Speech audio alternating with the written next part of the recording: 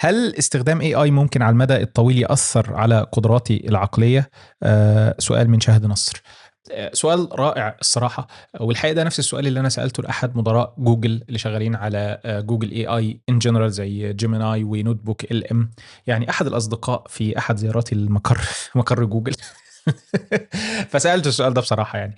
قلت له يعني هل الذكاء الاصطناعي هيخلي الناس أكثر بلادة؟ يعني بأنه ما بيستخدمش قدراته العقلية طول الوقت أو ما بيستخدمش دماغه طول الوقت، مفيش فريكشن أو مفيش مجهود ذهني شديد، فهل ده هيأثر على القدرات الذهنية ويخلي الناس فعلا أقل ذكاء أو أكثر غباء؟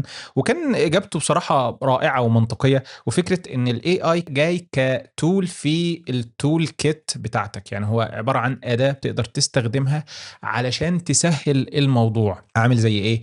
إن أنت بتعمل اسمة مطولة أو بتضرب رقمين مكونين من 9 أرقام وتسع أرقام أو 5 أرقام وخمس أرقام.